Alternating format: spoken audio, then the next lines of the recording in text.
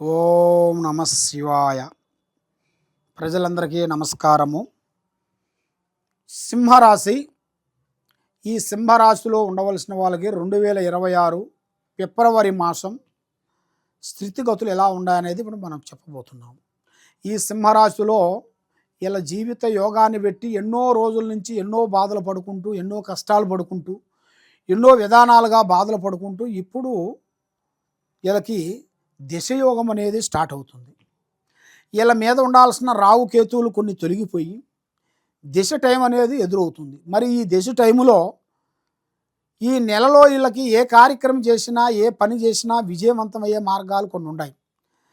మరి ఇలా నమ్ముకొని వచ్చిన వాళ్ళ నుంచి కానీ, ఇలా స్నేహితుల నుంచి కానీ కొంత లేనిపోయిన సమస్యలు కొంచెం ఎదురొచ్చే మార్గాలు కొన్ని ఉన్నాయి. కాబట్టి వీళ్ళు ఏ కార్యక్రమం చేసినా, ఏ పని చేసినా, ఎక్కడికి పోయినా కూడా వీళ్ళ ప్లానింగు, వీళ్ళ ఐడియా, వీళ్ళ ఆలోచనలు ఎవరికి ముందే ఓపెన్గా మాట్లాడకూడదు, ఓపెన్గా చెప్పకూడదు.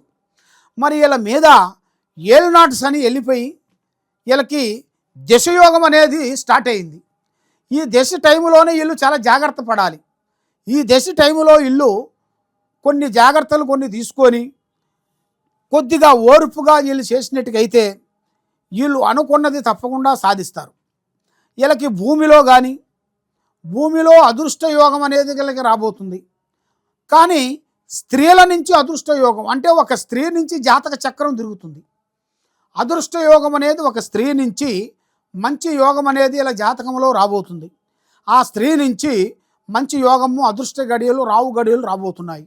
మరి వీళ్ళకి విద్యారంగంలో మంచి చదువు, విద్య, విదేశాల ప్రయాణము. కాబట్టి వీళ్ళ పిల్లల గురించి కొంచెం ఆలోచించాలనుకుంటే వాళ్ళ విద్యాపరంగా వీళ్ళకి దగ్గరలో కాకోకుండా చాలా సపరేట్గా దూరంలో వేయాలి. చదువు పరంగా వీళ్ళకి దగ్గరలో వేసినట్టుగైతే మీరు అబ్బాయి కానీ ఏదో చిన్నవాళ్ళు మనం వాళ్ళని దూరం వేస్తే వాళ్ళకి ఇబ్బంది అవుతుంది.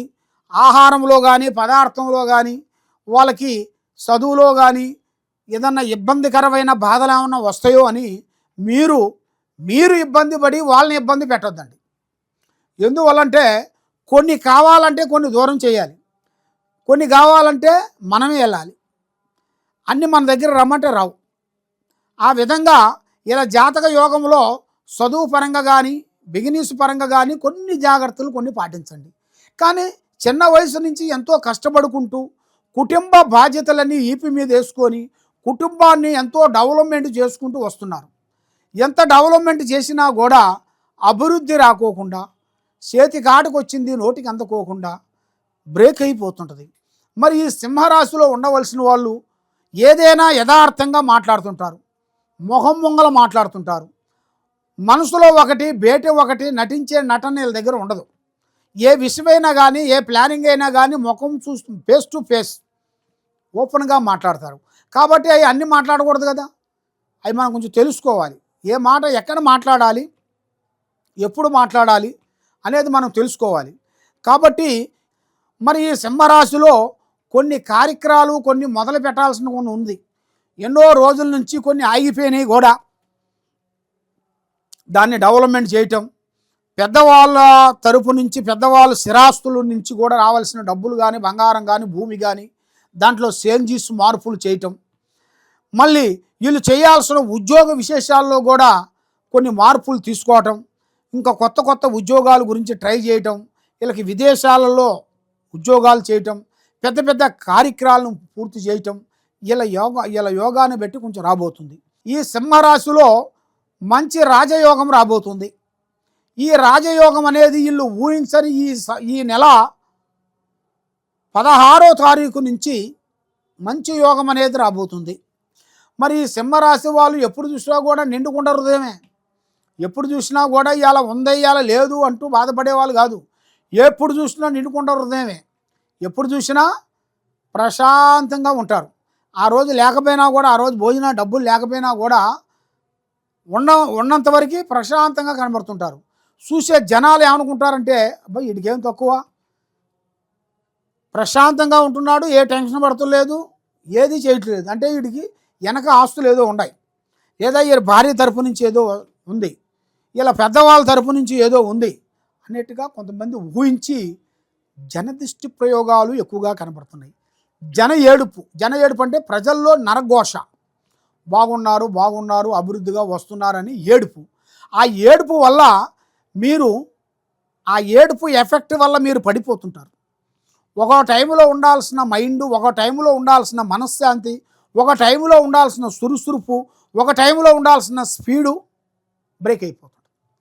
అలాగా బ్రేక్ అయిపోయిన దానివల్ల మీకు మనశ్శాంతి ఉండకోకుండా మానసికమైన కొన్ని ఇబ్బందులు, ఏ కార్యక్రమం చేసినా కూడా ఏదో ఒక సమస్యలు రావటం, మనశ్శాంతి లేకోకుండా ఉండటం, మానసికమైన కొన్ని ఇబ్బందులు కొన్ని ఎదురు కావటం, ఇలాంటి సంఘటనలు కొన్ని జరుగుతుంటాయి. మరి మీరు ఎక్కడెక్కడో పోయి జ్యోతిష్యాలు చెప్పించుకొని ఎన్నో దేవుళ్ళు గుళ్ళకి వెళ్ళి ఎన్నెన్నో పూజలు చేసుకుంటూ ఏ పూజ చేసినా కూడా మీకు ఫలించుకోకుండా చేతి కాడకు వచ్చింది చేజారిపోవటం, ఇలాంటి మీ జాతక యోగంలో కనబడుతున్నాయి. కాబట్టి ఈ సింహరాశిలో ఉండవలసిన వాళ్ళు ఒక స్త్రీ నుంచి అదృష్ట యోగం రాబోతుంది. అంటే ఒక అమ్మాయి నుంచి వీళ్ళకి రాజయోగం అనేది వచ్చే మార్గాలు కూడా చాలా వరకు కనబడుతున్నాయి. మరి వీళ్ళ జాతక యోగాన్ని పెట్టి చూసుకుంటే వీళ్ళు చేయాల్సిన పూజాబలం శ్రీ లక్ష్మీ నరసింహస్వామి పూజాబలం చేయాలి. ఆ లక్ష్మీ నరసింహస్వామి పూజాబలం చేసిన తర్వాత శ్రీ వారాహిని మాత అమ్మవారిని పూజించాలి. ఈ రెండు దేవుళ్ళను వీళ్ళు పూజించినట్టుకైతే అష్ట ఔశ్వర్యాలు, భాగ్యభోగాలు, మనశ్శాంతి ప్రాప్తి కలుగుతాయి. వీళ్ళు ఎన్నో రోజుల నుంచి అనుకున్న కోరికలు, అనుకున్న ప్లానింగు, అనుకున్న కార్యక్రమాలు ఇప్పుడు వాళ్ళకి వెలుగులోకి వస్తాయి. ఆ వెలుగులోకి వచ్చిన కాడి నుంచి ఒక్కొక్క కార్యక్రమం ఒక్కొక్క విధంగా పూర్తి చేసుకుంటూ వస్తుంటారు. అది వీళ్ళకి 100% అనుకున్న పని అనుకున్నట్టుగా సక్సెస్ అయ్యే మార్గాలు కూడా చాలా వరకు ఉన్నాయి. కాబట్టి ఏ కార్యక్రమైనా కానీ, ఏ పనైనా కానీ తొందరపడి ఏది చేయొద్దండి. పెద్దవాళ్ళ ఆశీర్వాదము, మాలాంటి గురువుల ఆశీర్వాదం మీరు తీసుకునేట్టుకైతే మీ జాతకాన్ని బట్టి, మీ యోగాన్ని బట్టి, మీ నక్షత్రాన్ని బట్టి మరి మీకు ఏమి నడుస్తుంది, ఏమి నడవబోతుంది, మీ జీవిత యోగం ఏమిటి అనేది జాతక చక్ర గణితం వేసి చూసి చెప్పగలుగుతాం. దేనికైనా ఒక సమస్యకు అనేది ఒక పరిష్కారం దొరుకుతుంది.